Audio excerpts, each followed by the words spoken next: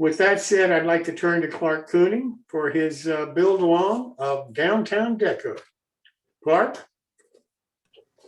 Hi guys, let's head over to share screen, I guess.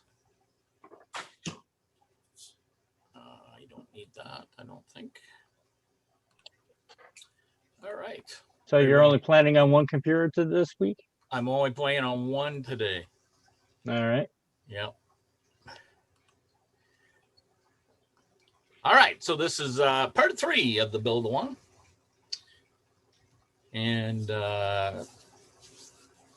signs and doors we're going to look after. Now, as I mentioned on Wednesday, I ran out of ink when I was doing one of the little things on signs, and we'll talk about that. But I could do a whole hour clinic on just different signs and how to make them, and different methods that you can use your printer and your computer to make signs. So maybe we'll make that into a clinic one day, but we'll touch on it a little bit here. And in the next segment, I will go back and actually do our project sign, and then we'll finish it up with some details in the roof. All right, so signs on a structure are an important piece of scene development. They give you, they can dictate the era, they can dictate your town, they can do all kinds of things. So signs are fairly important in model railroad layouts. And one of the things they also do is give direct and direction in the rail service structure. So if you're running an op session, you can look at the building and go, oh, that's where such and such building is, and that's what they do, and that's why I got to deliver that car there. Signs, so as I said, signs can give some structure identity. Here's a neat sign, the builder's one on the left. And of course, you've got the signs that sell products. And I love these old faded signs. You can find them on the computer. You can find them in old little towns if they haven't been painted over. I used to do a sign clinic before that is basically on slides, so I'd have to revive that one. But with today's computers and that, it's a lot different to produce signs. So now we have metal signs, we have painted on signs, and we have wooden signs. So the metal signs are just that. They're a metal, or some of the older signs were ceramic. Then you have the painted on signs, which are fairly common. You know, they're just painted right on the brick. And then you have wood, and then a sign painter would actually paint or do whatever it was onto that piece of wood, and then it would be mounted onto a structure. There's signs that hang out, so stuff that comes off a building and tries to catch your eyes. There's the flat signs, again, that are just painted on. And of course, we have 3D signs that are lighted and try to draw your eye into the scene. And so signs tell a story. So in our first timer bar project, we've got it all painted, and I'm going to move my bar here so I can actually see what I've got here. Paper signs are included in the kit. So you can just cut out those signs, but I prefer a little bit different method, and we'll talk about that. So first thing is always copy what, I don't care if it's a plastic kit, a fancy kit like Downtown Deco where it's plaster, or a laser cut kit. Those sheets that they give you all the signage, make a photocopy of them and save them on your computer, because that way you have them. And sometimes, you know, if you destroy a set, you've always can print off another set. So let's figure out what type of signs do we want on our structure. So do we want a metal sign, which actually stands off the brickwork? Or do we want it a painted on side, which is really painted into the brick? Or do we want a hanging structure, say out front of the building by the doorway? And in the case of this kit, they have basically painted on sign or brickwork signs, and they have a couple signs that do hang off the front, as you'll see in their instructions. So for metal signs, I like to use brochure paper. It's about 180 bond, and the bond is the thickness of the paper. And you can buy this at any Staples, or Michael's may have it, but any place that sells paper. For painted on signs, I like to use tissue paper, and the tissue is just like the stuff they use for stuffing gift bags. Excuse me, the real thin stuff. And you can buy that at the dollar store for almost nothing, and you'll have more sign material than you'll need. Now, for signs that like to hang off a building, I like to use sheet styrene and fit the sign onto the styrene and then cut it around. But then you have a much heavier sign. So again, for metal signs, you're just going to print off your signs on brochure paper. Apply any weathering to the sign before cutting it out. It makes it a lot easier when it's in a sheet and not cut out to apply weathering. It won't curl up, especially if you're using water-based products. And then you want to use a sharp blade and cut out the sign neatly. And then on the sign itself, you want to take a black marker, and on an angle to the back, you want to paint that white edge black. All right. So again, for the metal signs, we're just using the white, and I make sure it's matte brochure paper. You don't want a gloss on this. All right. And so for the metal signs, after I printed it, I use a little burnt umber for rust, and I usually take a sponge and I will dab it in and do a dry brush, or in this case, dry sponging. I will get as much paint off of that sponge as I can, and then just apply it to the sign very, very lightly until I get to the look I want. And then you can take a little thin black wash, and we talked about washes in the last installment, or even if you want to really fade it, you can use a white wash, and with a little white paint, and very thin. Now, again, you want to get as much water off. It should be fairly dry, and you want to just go in one direction, which is downward. And then, as I mentioned before, we're going to use a marker to blacken the edge of that sign. So we have the printed sign, the weathered sign, and then the sign glued onto the building. You can just, and you'll see it's not our building because, as I said, I ran out of ink to do what I wanted to do. But you can see how that sign stands off the building a little bit in the last photo. Okay. And how you apply that, you're just going to put a little white glue on the building, and just rub it in with your finger. Now you can use canopy glue or white glue. And the other thing I like to use is transfer tape. If you have 3M transfer tape, that's the best, because the glue can seep through some papers. Now, with the heavy bond, it won't really come through that paper, and it'll just stick there nicely. Now, I learned this, the painted on brick signs with the tissue, from a terrific modeler. Just one of the great guys of all times, in my opinion, is Jack Ellis at Bar Mills Models. And he uses tissue paper. And as I said, it's like the stuff you use for stuffing bags. So what he does, he cuts a piece of tissue paper slightly smaller than regular 8.5 by 11 sheet. I like to, again, use the brochure paper because it is thicker. And I just use some Scotch tape to tape the tissue onto the paper. And then I feed the tissue paper through my printer. And then I will just let the printer signs dry on the tissue paper. You don't have to wait a long time, maybe 20 minutes, but you want to make sure they're dry.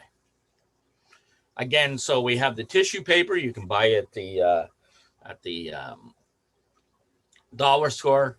Buy some tape while you're there, because you'll never find it when you need it.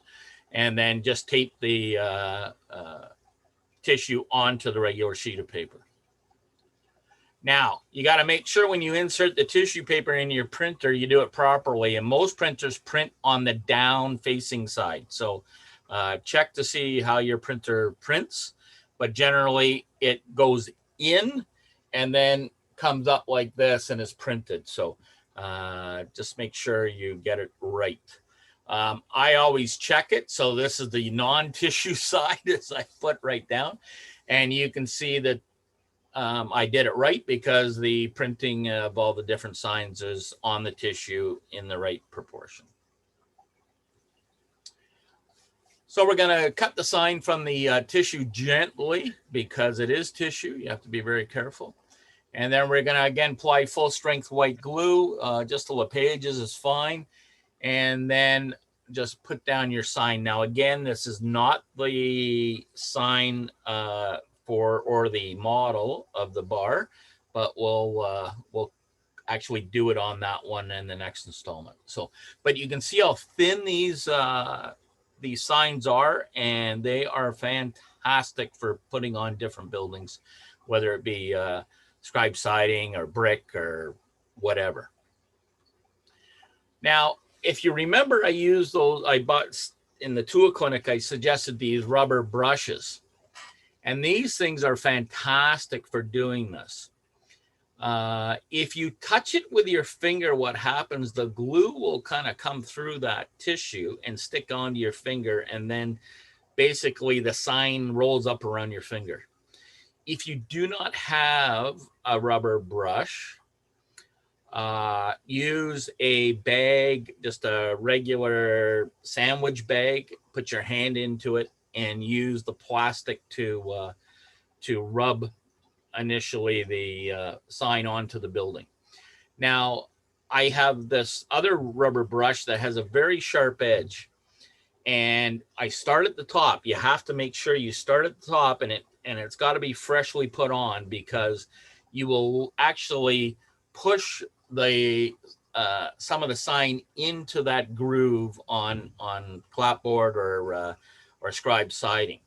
And the same thing with the brick. You've got that indentation. So you're actually pushing that little bit of tissue into that indentation. So it will start to shorten.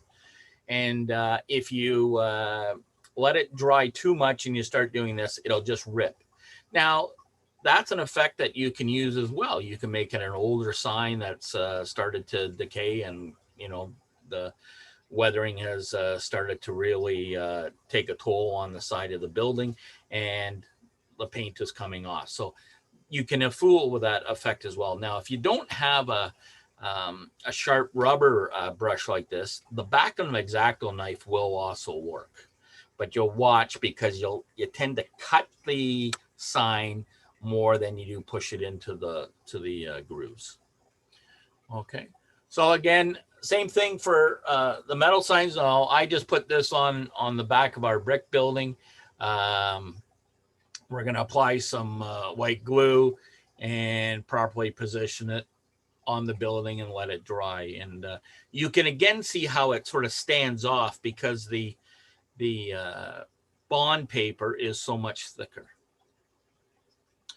So again, don't use your bare finger to press any sign into the glue, because it'll stick. Simple fix for this, as I mentioned, is a sandwich. That should be bag, not bar. And just push that gently into the building, and it shouldn't stick to the plastic. So the doors, we have 2 doors to paint in our little kit. So I went with the camouflage green by Krylon, and the reason I chose this is because the signs for the bar have a green in them. So I was kind of staying with the flavor of the kit and going with a green trim idea. Now, you can make them any color you want. You can also, if you primed them with a gray paint, you could just dry brush them with the green ceramic coat or whatever paint you're using, and that will work fine too. I just chose the spray paint because I had it and it was easy. Okay, so hopefully by Wednesday, I should have some new printer ink, and we'll do a little review of the actual brick install of the signs, and we'll look at installing the roof, the doors. Don't install the doors yet, and add some extra details to finish off our structure by next week. So I hope you've learned something tonight, and we'll go from there. But maybe later on, I'll review my sign clinic, and we can do something a little later on just strictly signs. Peace.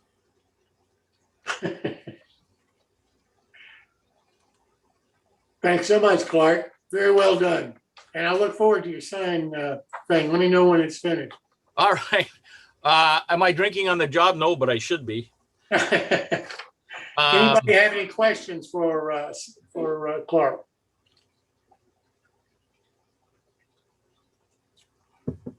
Well, I guess that you've answered all their questions for this evening. So thank you so much. Who knew?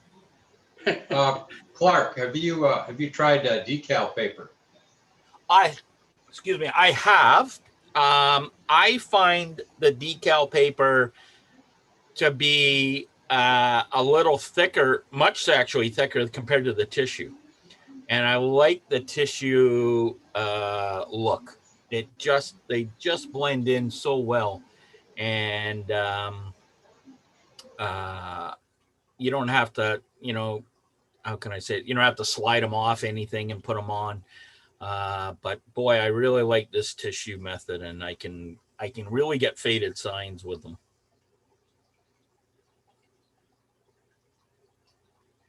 Anybody else? Yes. Do you have trouble? I'm sorry. I guess I'm there. You're on. Do you have any trouble with the tissue jamming in the printer? Not on my printer, no. And I've never had a problem. As long as you tape it down, I have a sample right here. You tape it down right to the bond. Okay. And Tape I've it never all the way around. Sorry? Tape it all the way around. Yeah. Okay. Yeah, I do. And then you really don't have any problem. And you can go on all kinds of vintage sign sites and just copy them. Now, some have a watermark on them to protect their property, which I don't blame them. But a lot of don't, and you can just and you can size them because they're JPEGs, so you can size them to O scale or Z or whatever you want. So that's really easy to do, and you can make now if you're good with computer and draw or some of the other computer programs where you can actually draw something yourself. Then you can make your own signs and do all kinds of things. So Thank you. you're welcome.